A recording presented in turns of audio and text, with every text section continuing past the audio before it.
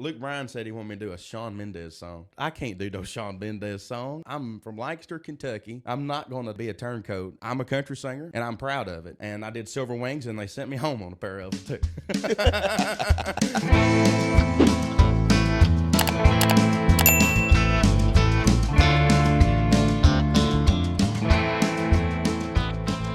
All right, we're in here for the Drifting Cowboy Podcast with my good pal, Mr. Alex Miller. Alex, how you doing? Dillon, if I was doing any better, I'd have twins. There'd be two of me. Man, I'm glad to have you in. It's been a long time coming. It has, and I'm glad that you called me up. This is a great treat for me, and we've been knowing each other, what, about a year and a half, 2 years now? Probably about 2 years. Yeah. It's crazy to think that time passed that fast. I know. I'm already walking with the cane. It's been so long. But, yeah, we met each other. We did a video together about 2 years ago. Yes, country music trivia. Country music I trivia remember doing deal. that, That was our first introduction. I met you, and I was like, good Lord, I never would have guessed he was that tall. Yeah, I'm a real telephone pole of a How human tall being. are you? I'm 6'6". Good Lord. And it's funny, my mom, she's about 5'6". Oh, so really? I was a big, yeah. My height probably comes from my dad's side of the family. He's a pretty tall guy. He's about 6'3" or 4". Yeah, every time I mention you to somebody who knows you, they're like, man, can you believe how tall he is? I always tell people, especially when they watch me on that show, they said, man, we didn't realize how tall you were. I said, well, you'll just need a bigger TV. I said, that'll make up that height difference there. Well, I want to get to know some more about you. Sure. Let our audience get to know some more about you. How'd you get into music? Well, it's very simple. When I was a little kid, I watched all the old Opry clips. For those of you that don't know what VHSs are, that's what my grandparents had. And so we'd watch these VHS tapes, and they had like old Opry stars from the 50s, and they had like Ferlin Husky and Ernest Tubb, Ray Price, little Jimmy Dickens, and I'd watch them when I'd come in from school. So basically I wouldn't tear the house all to pieces. You know, I'd sit there, and I was just fixated on that TV, watching those old Opry stars. And so I loved it. And I asked my granddad when I was 6 years old if I could go get guitar lessons. And he said, yeah. So we went and took guitar lessons, and the rest of it I've picked up on my own and stole off other people. Well, there you go. When did you start singing? You know, I was 6 when I started, and I say that I think I come out of the womb singing. My mom used to play. She said when I was a baby, she put headphones on her tummy, and would have Frank Sinatra and George Strait playing. And I guess it came from that. I don't know, but nobody in my family does music. It was just me. There was our old fiddler back years ago. That was I guess it was my great granddad. He played fiddle, but they said he was so bashful that he'd be playing on his porch, and he'd see people coming, he'd quit. So I don't know. It really, I'm the only person in my family does it. I don't know where it comes from, but I'm glad it came. You know. Yeah. Well, did you start gigging at a young age, or? Yes, the first place I ever played was in my hometown. I mean, this tells you how country I am. Our hometown festival is the Rural Heritage and Tobacco Festival. So as a tobacco festival is what I started at. And I was probably this tall, and I had a big white Stetson hat and a big white shirt. It looked like a little George Strait. And that's my first outing, I guess, playing was there in Lancaster on the courthouse steps. And the rest of it, I started playing little jamborees and nursing homes, and from then on, I was hooked. I really was, and I'm still hooked. And all solid, real country gold too, right? Yeah, my first song was "My Bucket's Got a Hole in It." Oh yeah, old Hank too. Yeah, and I still do that one from time to time, just for fun, just because it was my first one. But that was my first song I ever learned to play too. It was funny when I was in school. They'd ask me to come sing, and they asked me one time to do a DARE program. You know, I was DARE against alcohol and drugs, and I sang "My Bucket's Got a Hole in It." Can't buy no beer, so they didn't like that too well. Well, it's probably better than what a lot of the kids were. Well, that's a good point too. Yeah, I'd imagine you and I are liking that we were probably the weird ones, you know, listening to old country music. And everybody'd be, you know, in the parking lot in high school. Yeah, I was definitely that kid. everybody be listening, that thumping music, all this kind of stuff. And I'd come in and I'd have Bob Wills cranked up, fiddles and steel guitar. And I'd just sit out there and they'd go, turn that down. And I'd go, turn yours down, But no, exactly. I've been a lover of the music ever since I was able to sing or play or anything. Yeah, and you got kind of thrown into stardom. How old were you whenever you got on Idol? Oh man, I was a baby, and I was so green too. Like I said, I'd been playing jamborees and nursing homes and little places that probably shouldn't have been in at my age, but I was there. Mm-hmm. But I was 17 whenever I was on that show, and I got to give credit to the mamas of the world. Because my mom was the reason I was even on that show. She signed me up. I think she was watching, I can't remember if it was the CMAs or the ACMs. And there was an advertisement on there for open call auditions for American Idol. And she signed me up. And I got on a Zoom call because it was right in the middle of COVID whenever I was on the show. Yeah.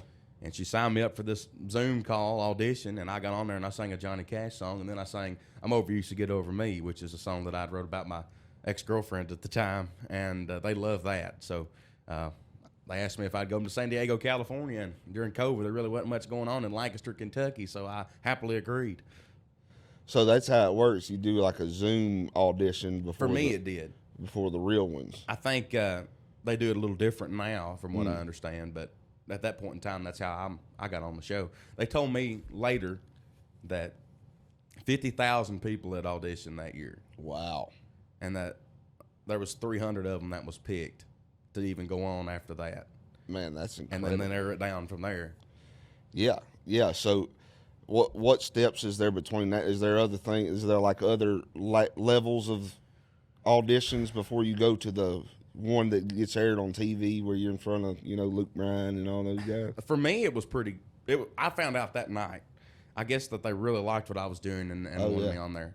And I don't know why, but they did. They just liked me, I guess, And so I did like 3 auditions on a Zoom call. And I went from a producer to producer to producer. And I finally got to this lady, and she said, would you like to come out and sing for the judges? And I said, yeah, sounds good to me. So, and it was great because I was 17. It was my senior trip, really, that year. I got to go out and take my mom with me whenever I was auditioning. Me and Mom got to do all that because, and now it's great because she has a golden ticket hanging up in her house now because that's hers, But, and then my dad got to come with me to Hollywood Week. So I got to go on a trip to California with both my parents my senior year, thanks to American Idol, which is pretty crazy. Yeah, that's really cool. Well, tell us how that audition in front of the judges was. Oh, sure. Well, they tried to do some funny things to me, not just being a TV show, but they didn't really want me to do my original song that I'd wrote, and I don't blame them for that. But I was going to be myself when I went in there in that audition, and that's what I was. I went in there and I did "I'm Over You, Used to Get Over Me." It was my first song I did, and they loved it. What you don't see on TV is I did 5 songs in that audition. I did that one I'd wrote. And they said, you know anything modern? And I did, I think it was a Keith Whitley song, like Don't Close Your Eyes. That was modern to me. Or Tennessee Whiskey. I can't remember what it was. And then Luke got up and sang with me then. And we did Big City as a duet, which was insane. And that was, none of this was prepared, by the way. Yeah. They make you, people probably think, well, he just put that together, get that boy. No, I had no idea what was coming. And so we did that duet, which was really neat. And then I did I'm So Lonesome I Could Cry and something else too. I can't remember. But they tested me and see what I could do. And I was going to stick to my guns and be a country singer. I guess they figured that out pretty early on. Yeah, well, that was kind of ultimately the headbutting happened. Yes, it was, that, wasn't it? Yeah, you can.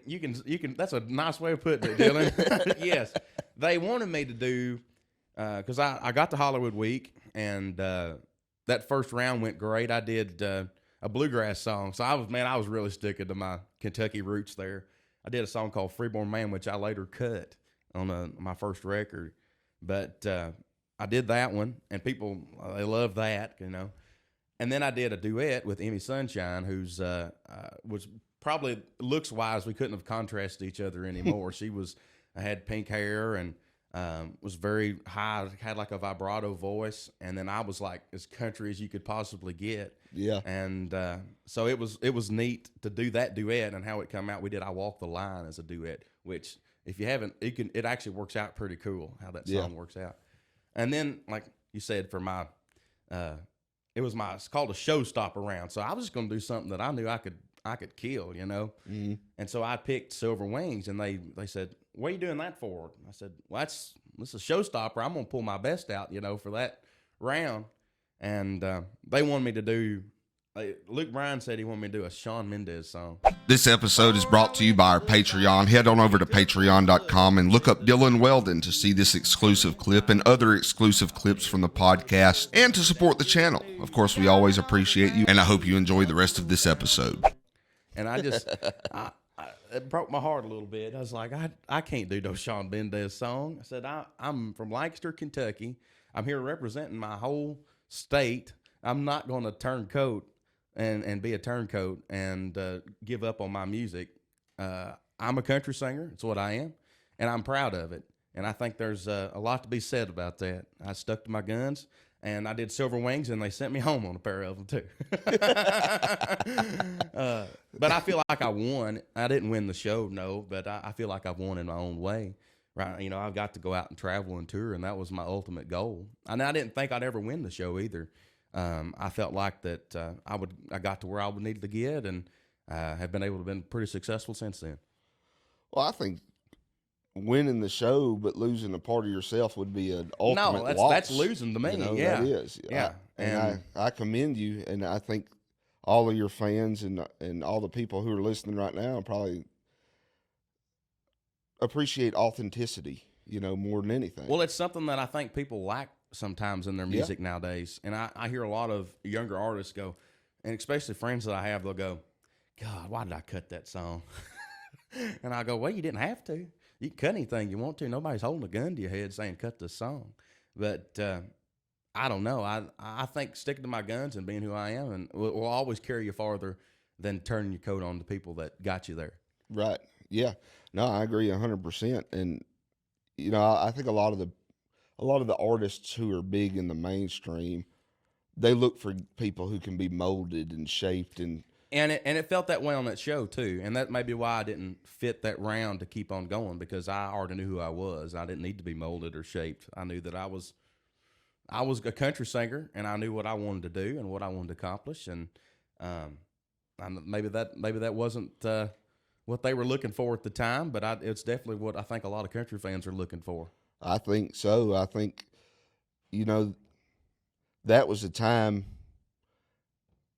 where a lot of people were tired of the cookie cutter type music that was on the radio, and you coming along, I remember seeing all the clips from American Idol and stuff, and as a country music fan thinking, this is what we need, is guys who stand up for the genre. And now it's funny. I've seen some other artists that have come off there since, and they're supporting that country. And I feel like maybe I might have had a little hand in switching that around a little bit and opening their eyes to the country field of music. It seems like from that show specifically, and if you look at the shows, I mean, you look at some of the top stars that are rising up right now. You've got like Jake Worthington. He was on The Voice.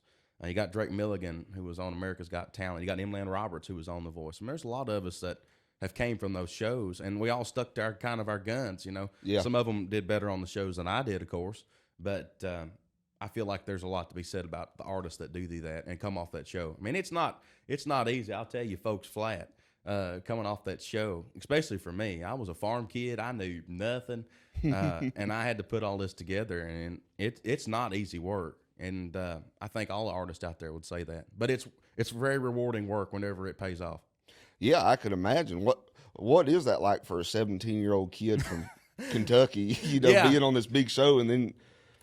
Yeah, it was crazy. I did really good though, I think, in getting a good management team together and PR team and getting my name and face out there as much as I possibly could. To me, that was the most intelligent thing I did.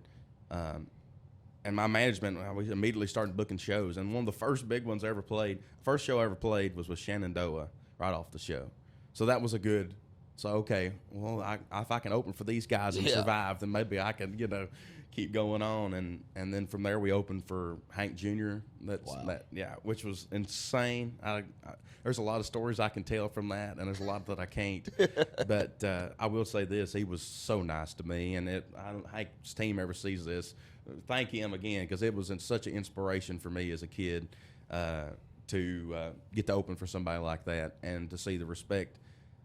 Because I loved his music, but he was so kind to me. And you see a lot of interviews now, and people say bad things about him, but he was nice to me.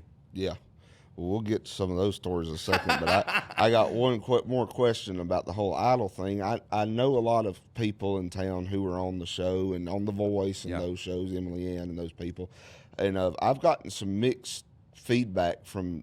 Some of them say, it was the greatest opportunity and stuff. What would you say? Would you recommend a young singer to go on one of those shows? For me, and at the point in life that I was in, yes. I was 17. I didn't know where life was going to lead me. It's kind of a mixed bag, because then you carry that around with you a lot too. Everybody knows me from Idol, but man, I've released a lot of music since then too. Yeah. And I think it's always a part of your career. Look at Carrie Underwood. Everybody knows that she was on Idol, and I think it's a great thing, really. It's definitely what it was for me was a launching pad, I would say. And it certainly got me attention that I would have never got if I hadn't been on the show. Yeah. Well, that's the most in-between answer I could have possibly gave. But y'all decide whether you should be on the show. Well, you were just talking about opening for Hank Jr. and said you had some stories from them times. Some you couldn't tell, but tell us one that's at least on the line. Well, yeah. So this is funny. So my dad's name is Roger Miller. And not King of the Road Roger Miller. But so I got to go on Hank's bus, and he had just bought this pistol and was showing us all this pistol he'd bought. And I was like, man, that's a nice gun, So we were all talking about guns, and we were sitting there, and my manager was on the bus with me, and he said, Hank, his dad's name's Roger Miller. And he said, your daddy's Roger Miller? And I said, yeah, because he really is. So I wasn't thinking that he was... So he thought that I was Roger Miller's son, the Roger Miller. The Roger Miller. So he got to telling me these wild stories that him and Roger Miller back in the day going around and here in Nashville and raising hell and stuff. And I was just like, yeah, I hate my dad, but I wasn't going to tell him that. So I'd say, so this day, Hank Jr. probably thinks that I'm Roger Miller's son. And I'll let him keep thinking that, You ever heard the advice that Roger Miller would give to young up-and-coming songwriters and musicians? No, but I'm sure it's a dandy. He said somebody had asked him what his advice was, and he said, keep your pills in one pocket and your change in the other. Yes, this morning I have heard that. 27 cents. What a brilliant mind, man. He was so clever. I didn't even know this, but I love that history stuff, as you do. Yeah. He wrote plays, like Broadway musicals. Yeah, River in the Rain. Yeah, he wrote plays and musicals, not as well as some of the greatest country songs of all time. Man, there was something I heard the other day of his that was really good. I can't remember the song, but there's a record. It's just got him sitting in a chair, and it's in black and white. And I was listening to the whole thing, and I can't remember the song. Doggone it, Dillon, it's going to haunt me the rest of the day. But that record's really good. I can't remember the title either. So good luck. Y'all go find that in the catalog. That'll worry people to death out there. Yeah, I'm telling you, that work he did on that Broadway play where he wrote River. I think the play might have been called River in the Rain. Probably so, yeah. I don't quote me on that. I don't know. But that song is probably my favorite Roger Miller song, River in the Rain. And what is it, Little Green Apples? That's a good one, too. Oh, man. Yeah. He had all kinds of songs. And then, even going back, he was in Ray Price's band, in the 50s. Have you ever heard the story on him in the elevator, like working as a bellhop? I'm not sure. Oh, this is a good one. Tracy Byrd told me this one. Said that Roger was working as a bellboy in a hotel here in Nashville somewhere. And that Mel Tillis had just met him, and Minnie Pearl was looking to put a band together to go on tour. So Mel was the band director, or the leader of the band. So Minnie said, I'm looking for a fiddle player. And Roger played fiddle. And Mel knew that. So Mel said, I know a guy. So he went down to the hotel where Roger was working, and He said, Roger, I've got an opportunity for you. He said, come work. He talked and stuttered, but anyway. So imagine Mel Tillis telling this. I ain't going to do that. So I was about to ask you no, if he said it that I can't do a fast. Mel Tillis impersonation, no. So he went and he talked to Roger, and he said, Roger, you're going to work for Minnie Pearl now. He said, okay, good. He said, I'll be right back. And Mel's like, where are you going? He said, I'm going to give him my 2-minute notice. And he quit the bellhop and went out and worked with Minnie there for a couple years. But Tracy Byrd tells that story flawlessly. So. I heard one from Pam tell us about Mel. She said that they were kids, little kids, and it was Christmas Eve. And you know how moms are, be good. Visitors coming tonight. You better be on your best behavior. She kept saying things like that. And there was a knock on the door, and they ran and opened it. And there he was, white beard and red clothes, Santa Claus, and they were all excited. And she said Santa went, ho, ho, ho, ho. She said, I looked up at Mom and said, really? Yeah. They might have figured that one out pretty quick there at the early age, didn't they? Oh, man. Well, you talked about Emily Ann Roberts earlier, and Belle Frantz is another one I've seen you do some music with. You've done some really cool duets. Yeah, and that's something that I hope to continue to do. But yeah, the Emily Ann song. That one blew up. It did. Yeah, it was a little surprising for old Al. I wasn't expecting that. We wrote that song in a day, and I wrote it with a guy named Bill White, who was a WSM announcer here in Nashville and worked in radio in Cincinnati for years. And he had a cancellation, and I asked if he could join us, and he brought that idea in. And we said, that is fantastic. So we're going to write that one. So we wrote it, and me and Emily kind of fought about who was going to put it on whose record. So I'm just glad that it got on mine. And I think, speaking of records, that's going to be our title track for my next project. And it's coming out middle of next year. So we're working on that and getting that put together. It's going to be called More Country Than You. So, and then I've done another duet too. I did the one with Tracy Byrd, which was incredible. Oh, yeah. But I don't know. Whenever Belle, I got to give credit to my fans on that one. Because I'd seen her video. She did Hello Darling, I think, as a TikTok. Yeah. And I saw that. And one of my fans commented and said, I had a bunch of people said, you need to do a duet with her. And at the time I was doing some duets with Emily and stuff, and I said yes. And I reached out to her and said, hey, I said, I'm a fan of what you're doing. I said, I'd love to do some duets with you and stuff. And she said, absolutely. So we got together. It was at Warner Chappell Music Publishing here in town. And it was me, her, and the guy I think was doing some managing for her. This was before she was, I think, even signed. And we did Jambalaya, Crazy, and an old Ernest Tubb, Loretta Lynn duet, I'll Just Call You Darling. Yep. And we did those 3 songs, and we put them out, and I tagged her in them and all this, and they blew up too. They did really well. But I don't know. I don't know why people like me, Dillon. I've been trying to figure it out a long time. Well, they were great. I mean, those duets you did with them were so good, and they're great people too. That's keeping country music. I feel like they share the same sentiment that we do. As far as keeping country music country. Absolutely, it's like keep your cornbread. It's the same kind of thing. Yeah, don't put no sugar in my cornbread. But I think so. I think there's a whole new generation of us that grew up pretty similar to me, around their grandparents, around people that listen to great country music and learn to appreciate that. And it's just a new wave. And even if you look at Zach and Jake and all of us, I mean, we all grew up listening to Haggard and Jones, and it's just nice to be included in that. And I think it's a great time in country music, especially for our style of music. I do too. It's really exciting. Like you brought up Zach and Jake and the girls. I mean, it seems like years ago you would have one guy pop up or one girl pop up who was country, and it takes one. Yeah, all it takes is one. Even if you go back to the 80s, with Ricky Skaggs and Randy Travis, it just took one of them guys to kind of come along and make that happen. So it feels like right now though we have a group, it's a joint effort. Yeah. Yeah, it's a movement. Really, is what it feels like. We're taking the music back. I guess you could say. I don't know. That's what somebody told me the other day. I can't remember who. I think it was Jake. Said we're gonna take the music back. I said, okay, sounds good to me. Yeah, Jake gets real excited about he is country music. I love him to death too, man. He's such a good guy. What a singer too.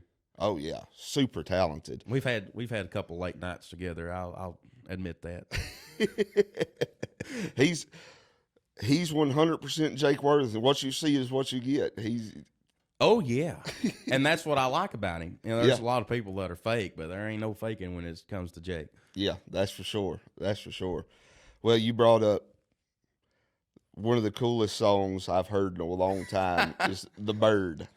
Yes, that you got to do with Tracy Byrd. Yes, this one's a wild story. You want to talk about small world, doing things I never thought I'd ever get to do. This is totally that.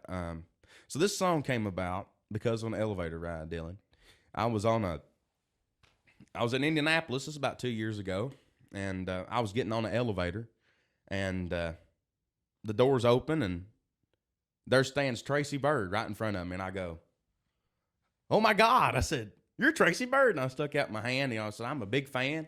Before I could get that out of my mouth, he said, "Well, I'm a fan of you too." He said, "You're Alex Miller, ain't you?" And I said, "Oh wow."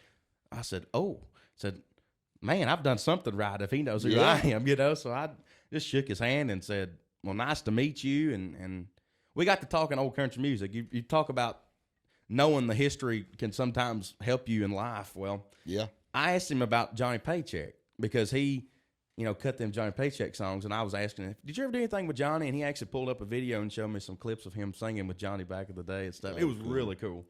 And he said, "Yeah." I said, and we were standing there in the lobby of this hotel talking about this stuff.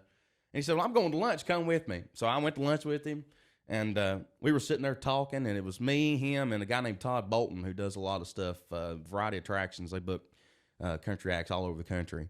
But we were standing there talking and eating lunch, and he said, "Man, here's my number. So if you ever need anything, let me know." And I said, "Well, absolutely." So I got his number, and we were working this thing together, and just had a good time being around each other. We were just instant friends. I don't know how else to say it, but we were just instant friends. And about a year goes by, and I'd asked him advice on stuff. I took him at his word, and especially about like buses and things like that I was venturing into at the time. So he gave me some solid advice on some things. And so I'd talk to him, and like I said, about a year goes by, and his tour manager, Jeff, who's a wire little dude, I love him, but he saw me at another little thing, a convention thing I was at, and he said, "Man," he said, "you need to do something with Tracy Byrd." And I said, "What do you mean do something with Tracy?" He said, "Why don't you cut like Watermelon Crawl with him or something?" I said, "Well, I'm working on a new record." I said, I think I could write something. He said, "Yeah, you probably could write something. Just give him the bird." I said, "Just give him the bird." He said, "Yeah, why don't you write that?" And I said, "All right." So I went home, and I had a write with Jerry Sadler, who does my producing and writes a lot of the songs that I record.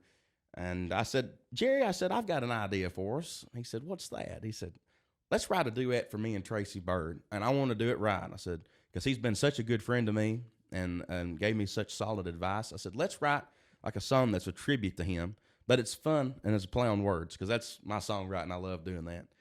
And I said, "Let's call it Give 'Em the Bird." And he said, "I don't know about that." I said, "I do." I said, "People will love that." I said, especially morning DJs, especially them guys out there driving in the morning. I said, "Let's write that." So we wrote it, and I sent it to him, and I didn't hear back from Tracy for like a week. And I was like, "Oh no," he didn't like the song, I said, "Oh no." But I'll never forget this. I was with my mom in Lexington, Kentucky. We were going to see a comedy show or something, and Mom invited me to go with her. And I was sitting there in the audience, and I get this text, and it says Tracy Byrd. He said, "Man, I love this." And I immediately texted him back and said, "Would you do it as a duet with me?" And he said, "Yes, absolutely, comma." Now, what he said after this was something I got real excited about, but then I got real sad about too, because he said, "I sent this to Blake Shelton, and he says it's a great song too." And I said, well, if you and Blake want to cut it, ain't going to hurt my feelings. None, you know. But he said, I'm going to record with you. And I said, well, sounds good to me. So that's how the Byrd came about. It was an elevator ride in Indianapolis on a Tuesday. Well, it sounds to me like if your last name's Miller and you want to get into country music, find an elevator. Find an elevator, yeah. No kidding. Yeah. I need to go to the hotels here and just ride them all day long. Just say, where are you going? Yeah. Well, did you go on the road with Tracy? I did play. I've played several shows with him. It's not been an official tour, but there's something in the works there. I'll put it to you that way. Oh, yeah. Well, I tell you, Tracy, to me, is one of the more underrated artists of the 90s. Of the 90s, yes. You know. And if you listen to the Byrd, like we got all of his hits in there except one, and I ain't gonna tell you which one it was, so that's on y'all to figure out. But we got all them songs in there, and I mean he had a big long string of hits too, and he's done some really cool stuff. He has been the nicest guy I've met in country music. I can honestly say that, and would put him up against anybody else as the nicest guy. Well, you said he talked about, playing with Paycheck and stuff. Yeah. Did he tell you any cool stories that you're allowed to tell? Not on Paycheck, but he told me about that's how I knew that Mel Tillis story was, because he said one of the greatest nights of his life was when Mel Tillis came and stayed on his bus for really? a whole night, and they all talked and told stories and stuff. And a lot of them Mel Tillis stories I can't tell. Oh, yeah. But I'm trying to think of something that's kind of PG. The one about Roger Miller is the best one that I can probably tell. Yeah. But no, Mel was a character. Oh, yeah. All them old guys were characters. And, I get a lot of that, too, I feel like. People say, Al, you're kind of a character. I said, what do you mean? He said, you're just that Kentucky country boy. I said, I fit the mold pretty good there. So I think country music needs more characters, For sure. I get a lot of Roy Clark comparisons, which I think's sweet and interesting. Probably because of my baby face, too. He had a big baby face. But, yeah, it's funny. I get Roy Clark and Ricky Skaggs. Roy Clark's a great one to be. Yeah, that's a good one. I'll take that all day long. Yeah, what a guitar player. I'm nowhere near as Roy Clark on the guitar, but he was funny too. Really good comedic timing. I would love a spot on the next Hee Haw, so I'll put that into works there. You think it's ever coming back? It's probably closer now than it's ever been. Yeah. Yeah. It'd be cool. I love watching. I grew up, like you was talking about, yeah. growing up on those old. That's kind of how I grew up. My granddad had the Hee Haw box set, man. We watched every one of them. Yeah. Ernest Tubbs show, too. That was his other favorite. Well, who were some of your, favorite singers growing up, influences? I mean, first, I got to say, was Hank Sr. I think it's interesting. There's a lot of us that I've talked to, and that's all of us. This first kind of, wow, that's a star right there. Hank Sr. for sure. I would say Ernest Tubb is up there for me, too. Just simply, I loved his 60s stuff. Like, he had one of the greatest country bands of all time. And if you listen to, there's a song called Big City, which is really cool. I mean, just the band work, how they twin and harmonize with each other. It's just some of the greatest country music of the 60s, in my opinion. Yeah. And I love, but see, also, like, I dip into some other things, too. So I love Hank, love Ernest Tubb, but I'm, big Merle Haggard fan. Like, you can't be in country music and not love Merle Haggard. Absolutely. And I love, like, Bob Wills music, too. Oh, me like too, Like Western yeah. swing stuff.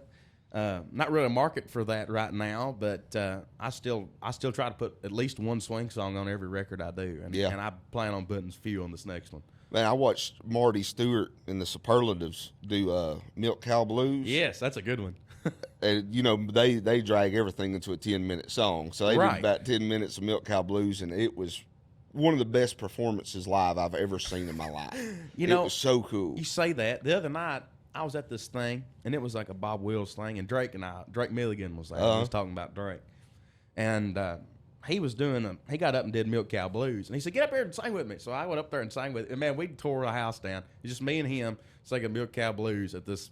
It was at the Troubadour Theater. I can't remember what it was exactly, but we were out there doing this. And I'd love to see that happen. Maybe me and Drake get something going together. Oh, That'd be great. That'd be real cool. Anyways, I'll see what I can do there.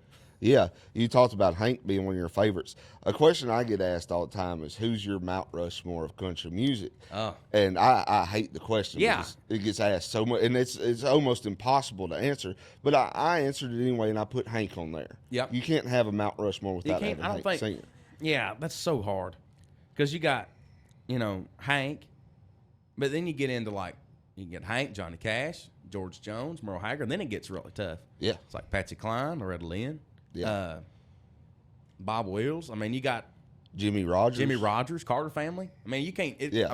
You can't do it in country music. I don't think. I think it's a loaded, impossible question. But when I said Hank, the guy goes, "Well, do you actually listen to Hank? Like, why are you putting?" Because he asked me if I listen to Jimmy Rogers. I said I listen to some Jimmy Rogers. I'm not going to say that I just listen to him every day, but I like Jimmy Rogers. I ain't gonna lie. I can't yodel, but man, I love some of that stuff. I like listening to some Jimmy Rogers stuff. Every now and then I'll get on a kick, But Hank, I do listen to probably every single day, and he was kind of surprised. I was like, man, dig into his catalog and listen to those songs. Man, I love the unreleased stuff, the acoustic stuff. I had this record when I was a kid, and some of y'all, guarantee you, some of you nerds like me have it. It's called Hank Williams Alone with His Guitar, and it was really a cool record. What it was all these demo tapes that Hank did, and those songs that were never recorded, and a lot of them were covers. I feel like at one point in time they were probably going to do like a Hank Williams favorite country western hits kind of record at one point, but. It's Hank Williams alone with his guitar. Man, that's a great record because it's just him and his guitar. And as a kid, when I was young, I'd study that record because he could make a guitar and him sound great. And that's And if you can do that, then a band can fall in just behind you. Yeah, he was such a talented musician. And then of course another big question is, what would country music be like if Hank had lived longer, or Keith Whitley, or any of these guys? And that's another impossible question. It is an impossible question because, that's just not how life turned out. Yeah. I feel like Hank Williams would have had a similar arc in music and in pop culture as Elvis probably would have. Yeah. He probably would have been the precursor to Elvis, and there may not ever been an Elvis if there had been a Hank Sr. lived longer. I think you're exactly right. You hear Hank Jr. talk about that in interviews and stuff. Like, my dad was the first superstar in music, and that's the truth. Before Elvis came along and people were ripping off his clothes when he walked by, they was doing the same thing to Hank. Senior. And let's not forget Lefty Frizzell either at that point in time, because he was a megastar. They said that he had nudie suits and he'd have buttons. Or you can talk to David about this, I'm sure he knows. But they said his suits would have fringe that had buttons on it because people would tear it off, so he could have it replaced. So instead of it ruining his suits. That's wild. So I think that's true, but don't quote me on that, but I think that's something to that. I think Lefty kind of got overshadowed a little bit by Hank because he did. He had probably he had just as much influence on country music than Hank did. You talk about Merle Haggard and George Jones. Have you ever read the Lefty book? No, I haven't. That is one of the best books I've ever read. Really? I recommend it to you. I think David wrote it, and it's a Lefty Frizzell book. It is fantastic. And it talks a lot about his childhood and his race and how hard him and his family had it. Man, it's a great book. I might have to check that out. Yeah. I can't remember the name of it. I think it's I Love You a Thousand Ways or something like that.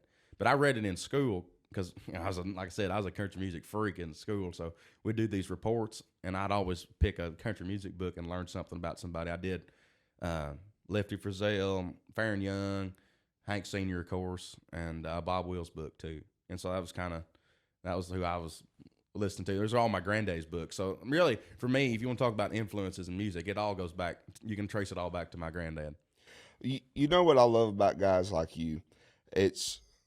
And you made me think of it when you brought up Farron, because I think a lot of country musicians coming through the 80s and 90s got bitter, because they were left behind. Yeah. And the industry didn't care about them anymore. And you're talking about a guy like Farron Young, who had such a massive career and impact, and in so many different ways too. He was like, he had a music publishing deal and had a magazine even. So it'd be similar kind of stuff that you're doing now to what he was doing then. Yeah, well, I talked to Travis Tritt about this. Like, I appreciate guys like you and Travis, because Travis involved those people in his, like Waylon and stuff. He involved in his music when he was at the height of his career. And like you being a younger artist and involving people like Tracy Byrd and singing all the old classics is, I think that's really important. Yes, and at the same time, I have to sing my music, of course, but if I'm gonna throw a cover in there, it's gonna be something that you've never heard that I love. That because I do a song in my set right now. It's called Tennessee Saturday Night. You ever heard that song? It's a Red Foley song, and the only reason I do it is because I'm from Lancaster, Kentucky, and he was from Berea, Kentucky, which is a town over from me, and he was a huge star back in the 40s and 50s, and we do like a rockabilly version of it, and it's just a great part in the set, and the song still hits good, and people love it, so it's my way of giving back in a way to people, and even like today, I'm wearing this bolo tie. It's got Hank Thompson on it or something. You know? So I feel like if you can't forget your past, you can't move on from the past if you can't forget it. I mean, it's so much a part of what the music is today. Now, that don't mean that you have to live in the past, but it's always nice to tip your hat back to it. Well, I think the history is just as important as anything, keeping that alive. And stuff. We were talking about Charlie Crockett before we started. Yeah. And Shooter Jennings, he referred to him as a listener. He's a listener of music, because we were talking about him cutting obscurities, Yeah. And it sounds like you're the same way. You're a listener of music. Yes, especially country music. And I like other genres too, but country just has my heart, and it's just who I am. Yeah, I mean, there's artists today, mega country music artists, who probably couldn't tell you who Ernest Tubb was, or Jimmy Rogers even. Will openly say, and Morgan Wallen said this, and Morgan Wallen's got his thing, and that's fine, but he openly said on the Ovan that he doesn't listen to country music. And that's kind of heartbreaking, It is to me, especially somebody that's kind of leading the pack right now as far as country music stars. You'd think they'd at least listen to some of us too, Yeah, you would hope so, and like we were I'm not going to throw shade at Morgan Wallen. He's got a couple of songs I do like. Oh, no, it's not shade at all, but it's a little heartbreaking, ain't it? I would hope that people in country music listened and had a reverence for country music, There's you can definitely tell the artists that do and the artists that don't. Yeah. And it becomes very clear when you talk to them. Yeah, and some of those names we were mentioning earlier, yourself, Jake Worthington. They all, Belle Frantz, all these people. Emily, yeah. You can tell, like you said, just by the way they sing the songs. Yeah. That they love it. Yeah, absolutely. Ain't nobody loves it much more than me. I've been a country music freak since I was a little kid. Well, what you talked about a new record.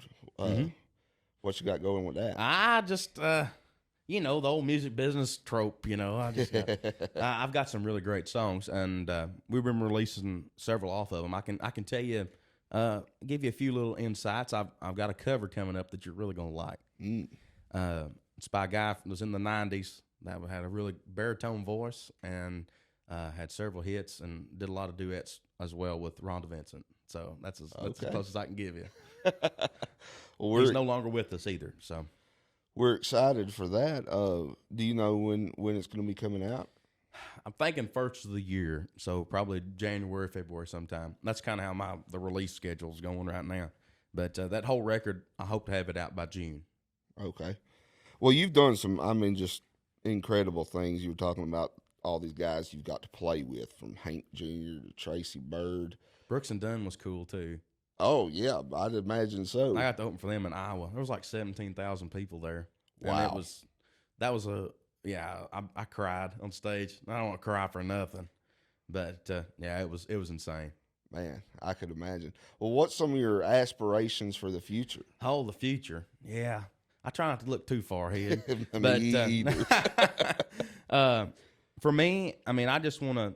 I'll keep looking for that hit song. That's for me, and I think every artist does that. Whether it's you're on the top of it already, or if you're down on the bottom of the totem pole. I'm always looking to write the next greatest thing, and that's what I hope is I can write something. And in fact, I've been writing songs for other people too. I just had Brendan Lee. Do you know her? Yeah. She just cut that new record she just put out. There's 3 songs I wrote with her on that record. Oh wow. Yeah, Thank God You're Gone, Texas Tumbleweed, and Alone in the Lone Star. You have to go check them out. They're really good songs too, and she's a great writer. But that's what I enjoyed also, is writing with other folks. But as far as keep me on track, I'm a squirrel.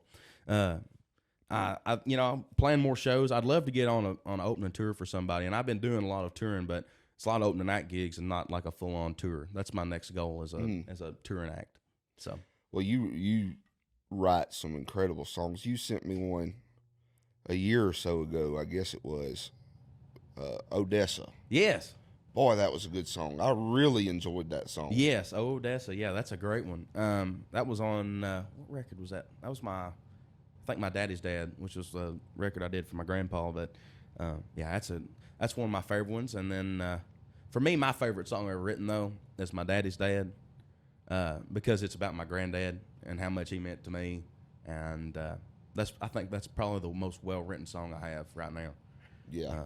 And for those of you who hadn't heard it, I go listen to it, and it'll probably make you think your grandpa's son. I'm fortunate enough that I get those texts from folks in the industry every now and then of, hey, we Check thought this about out. you. We thought that you might like this song. And it never fails. It's always a pure, straight country song. Well, and we appreciate that kind of feedback. And that's why I sent you that song, because I wanted to hear what you had to say. I do that to my friends and buddies, too, depending on the song, especially one that's a little out there, because that one's a little different for me. But yeah, if any of y'all are listening hadn't heard Odessa, go check it out, because it's pure country. Have you ever cut anything that wasn't pure country? Well, maybe. Maybe there might be one or two in the catalog I'm not exactly proud of, but everything else is pretty it's pretty hardcore. I couldn't imagine Alex Miller with a rap beat in the background. No. Clap tracks. No rap beat or clap tracks in my music. No, but yeah, the next project's gonna be real country, and there's some really great songs on there, and I usually cut some. I have some outside cuts as well, but I tend to always love the ones that I write the most. So I'm kind of partial to them. Joe Nichols, we were talking about him before this. You said you hadn't watched that episode yet. Yeah. But he said on there, he just released an album that is traditional country. And he said on the podcast that if it wasn't for the younger guys who are bringing back the traditional music, he don't think he would have been able to cut a record like that. I'd say there's a lot of truth in that, because now he can, as in the industry, you can go and say, hey, look what this is doing for these other people, and that's what I want to do too. So, yeah. There's a lot of ground you can stand on now as a traditional country act. Yeah, I think what y'all are doing is so important, and I'm just a small part in it, Dillon. These other guys are killing it, and I'm just glad to be included in that group. Well, I think it's a group effort at It this is. point. It really is. It is. I think And the work that you're doing too, a lot of these big podcasts wouldn't have had nobody like me on there, and the fact that you asked me to do this is speaks a lot of you too. That you like the newer generation, like what we're doing, and are willing to help us. That it means a lot. Oh, absolutely. Me and you are liking that. We just love the music, love real country music, and we don't want to see it go anywhere. No, so absolutely not. We gotta support each other. Exactly. Well, where can people go to follow you along for shows and Well, sure. new music? If you want to follow me on my shows, I always point people to the bands in town. That's an app that I use for that. But Okay. Also my website, alexmillercountry.com, has all the information. And then you can follow me on all the Tic Tacs and the toes and the Instagrams. I'm on. You can follow my handle at A Miller Music, and I have a little blue check next to my name. A lot of artists can't say it, but you can. You kill it at social media. Yeah, I don't know why.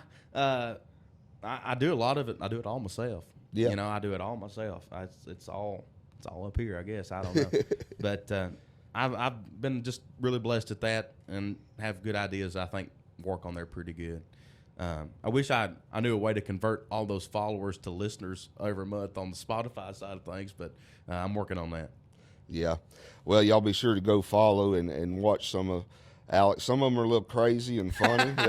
Yeah, I get a little out there. I've been trying to keep mainly to the music right now, so it's always a fun time. Yes, Always it a is. good time. Always good, clean fun. But y'all be following along for the shows. It's always a great show when you see Alex Miller playing.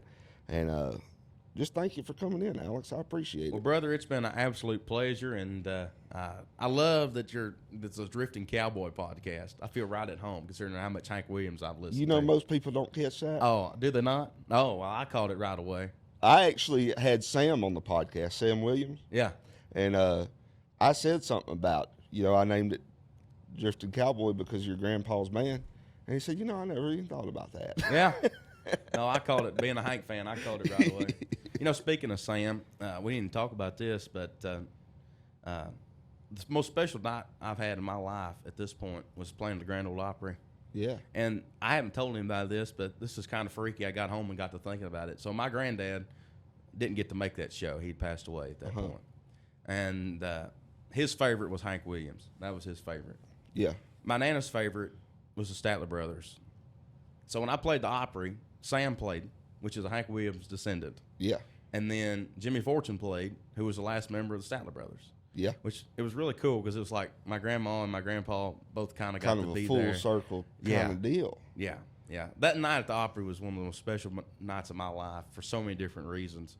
And just thankful for the Opry and thankful for them having me that night. Did you get to talk to Sam anyway? He was back there? Very briefly, I said, man, you're like looking at a ghost. So That's what I was going to say. Looking in his face is like you're talking to Hank Williams Sr. It's crazy. It is. Yeah, it's like, dude. God almighty, he looks just like him. It's uncanny. Yeah, it was a little freaky. Yeah, yeah.